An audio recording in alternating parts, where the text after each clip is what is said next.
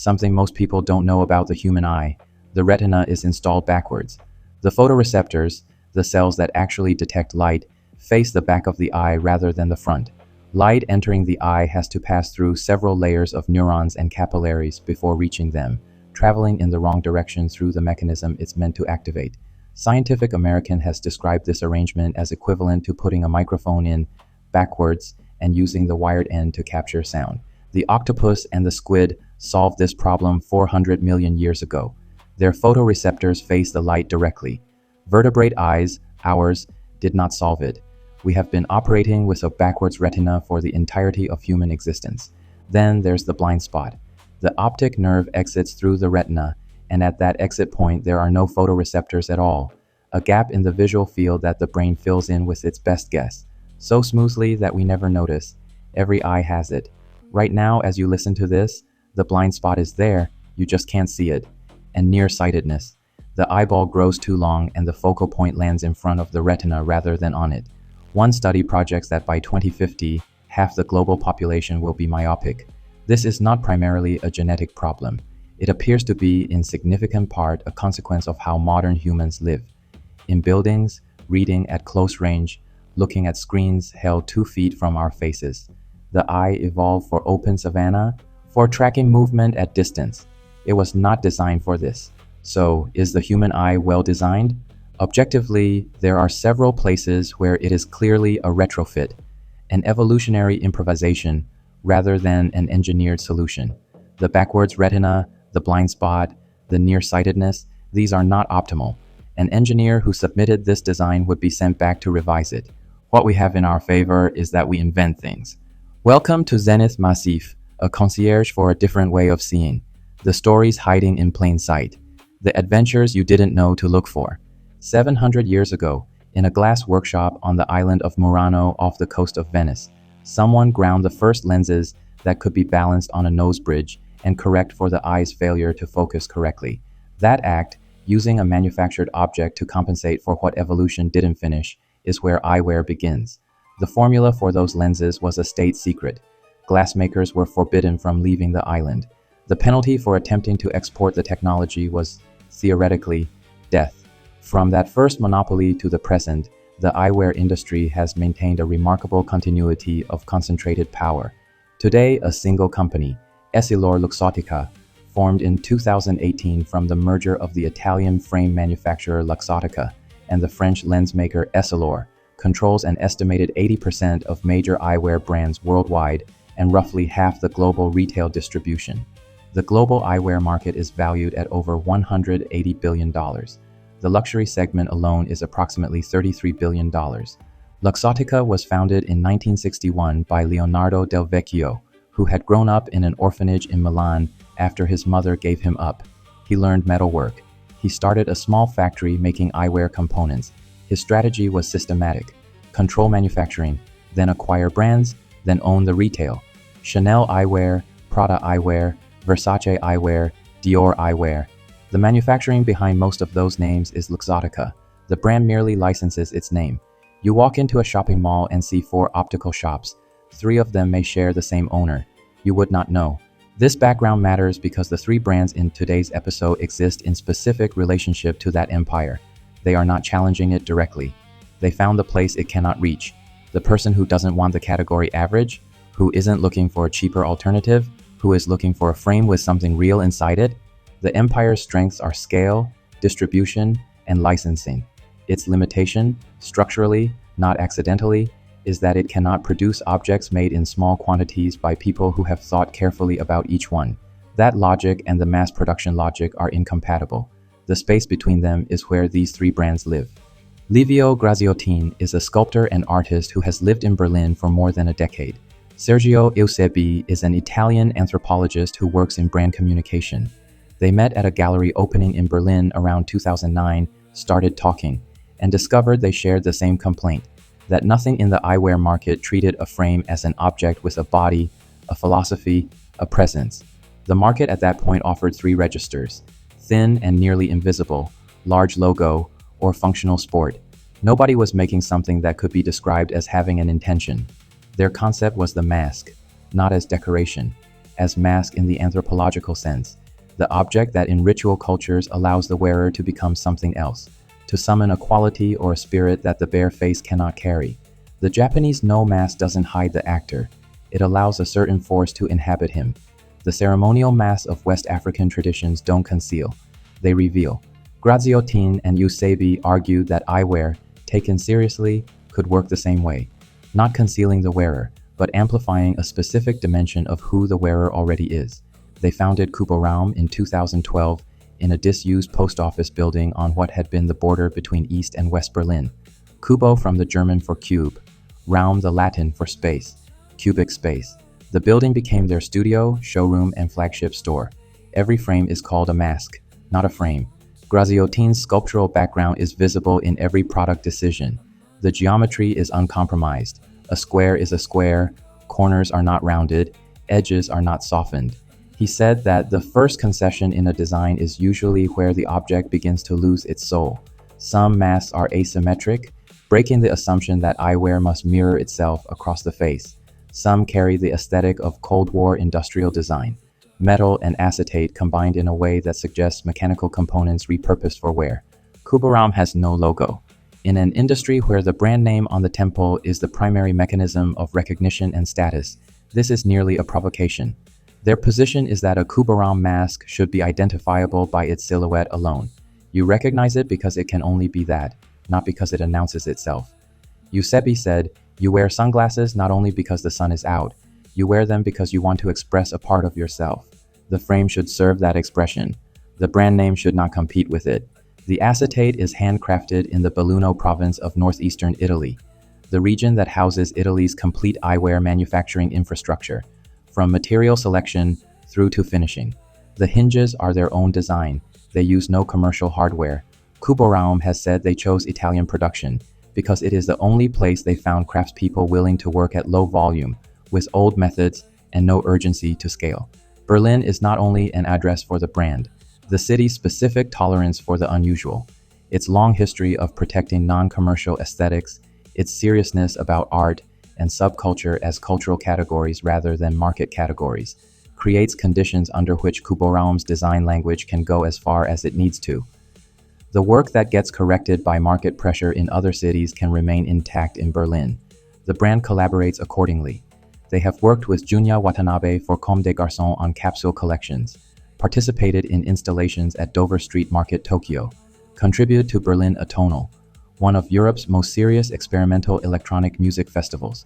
Their space hosts exhibitions and residencies. It functions as a cultural institution that also sells eyewear rather than a shop that gestures toward culture. Kuboraum has never taken outside investment and has never been acquired. Graziotin and Eusebi own it entirely. Financial details are not disclosed. The brand distributes through roughly 25 carefully selected optical shops and specialty retailers globally: Japan, the United Kingdom, Germany, several American cities, Sense and Dover Street Market among the platforms. A single acetate mask retails between $350 and $600. The scale is kept small deliberately. They have said they are not interested in growth. They are interested in continuing to do the right thing. Jérôme Mage was born in Clermont-Ferrand, in the interior of France, a doctor's family, a mid-sized city, a country whose social codes he found, from early in his life, difficult to inhabit. He described it in one interview with specific directness. The French mentality, as he experienced it, was characterized by negativity and suppression. Success was regarded with suspicion. He said he was proud of his French blood, but he had to leave to begin again. At 20, he moved to California.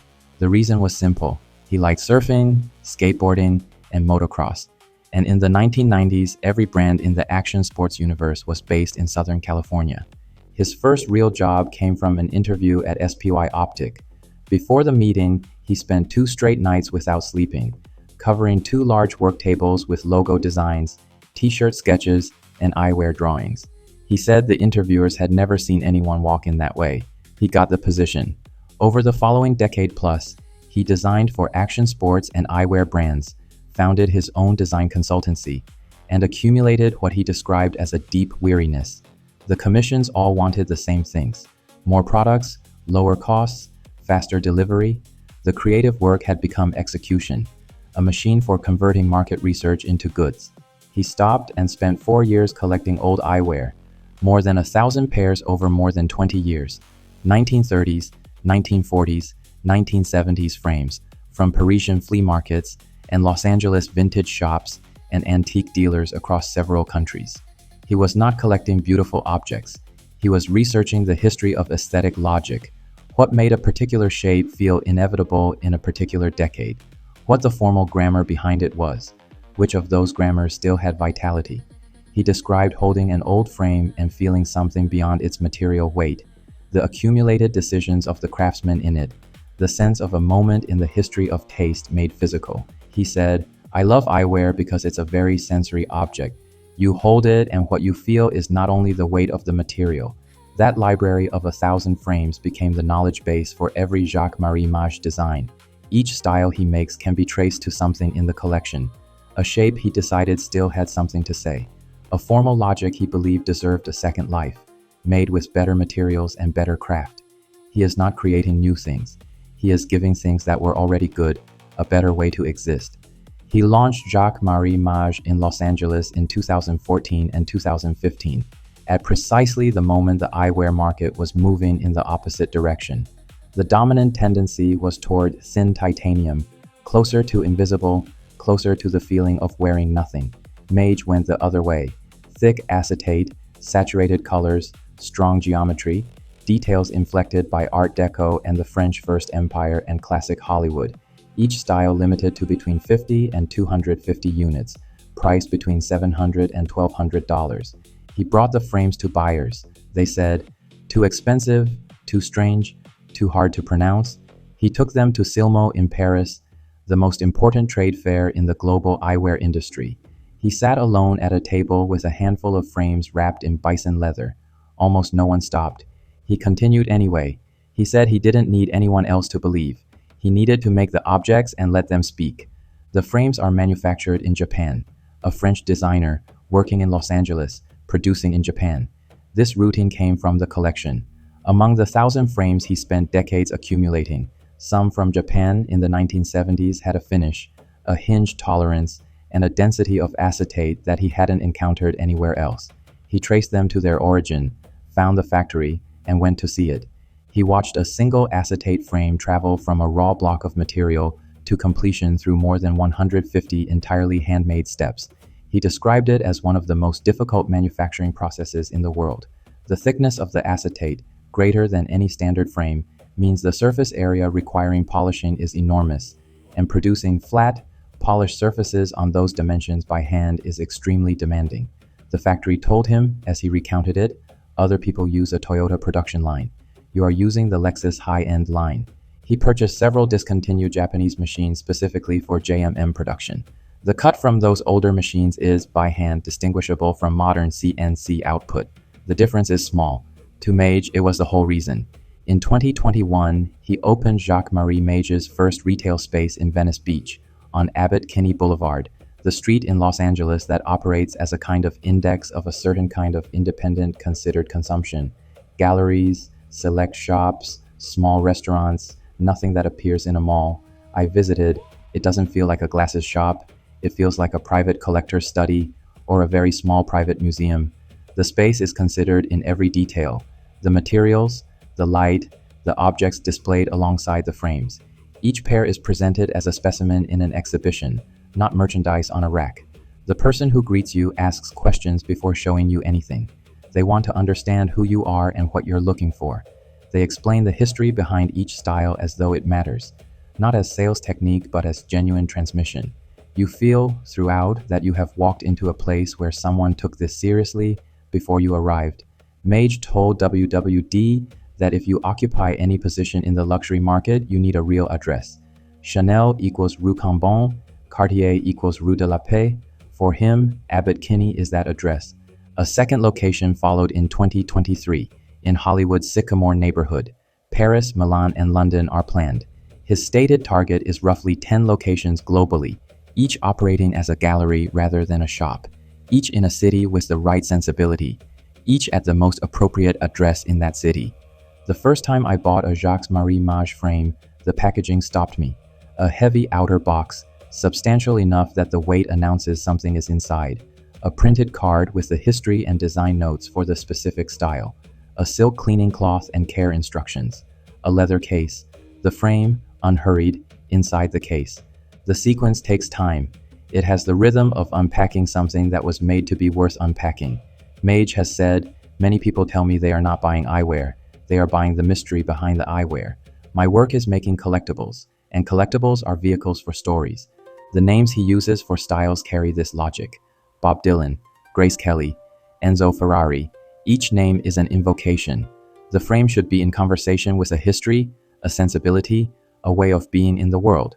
The celebrity list that has gathered around the brand was not purchased. Brad Pitt wore JMM in Babylon, set in 1920s. Hollywood, the silhouette precisely right for the period. He was later photographed wearing multiple JMM styles during press for Wolf's, and is reported to have bought several pairs on a film set during a GQ shoot. The detail that circulated was that he bought them on the spot, unprompted. Daniel Craig has appeared in JMM at the Golden Globes and the Venice Film Festival. Jeremy Strong, who played Kendall Roy in Succession, collaborated on a limited style called Duende by J.S. Tom Ford, who runs his own eyewear brand, wore JMM to the 2024 Met Gala. Harry Styles was photographed in the brand on a London street. Beyoncé wore JMM during her Cowboy Carter era. None of these were paid placements. They are the result of a specific person with a specific sensibility finding an object and deciding it was theirs. Jacques-Marie Mage is private. Mage does not disclose revenue. Various estimates place annual revenue between $15 million and $50 million. The range reflects the opacity of the company. PitchBook records approximately $18 million raised from Felix Capital and Label Capital. By any measure, the company is very small. Mage says he doesn't pursue growth. He pursues the correct thing. Mitsuhiro Matsuda was born in Tokyo, studied at Bunka, the fashion design school that has produced a disproportionate share of Japan's significant designers, and went to Paris, where he lived for a time alongside his friend Kenzo Takada, who would go on to found Kenzo and become one of the transformative figures of post-war French fashion. What Matsuda brought back to Tokyo was different. It was the Art Deco architecture of interwar Paris, the visual logic of a period that treated decoration as structure. It was the Gothic cathedral, the extreme fineness of tracery, the structural logic of stone drawn as thin as it could go without failing. It was 19th century industrial metalwork, the Eiffel Tower's lacy rivet patterns, the functional ornament of bridges and railway stations, the discovery that iron could be both structural and beautiful. These influences appeared in his clothing.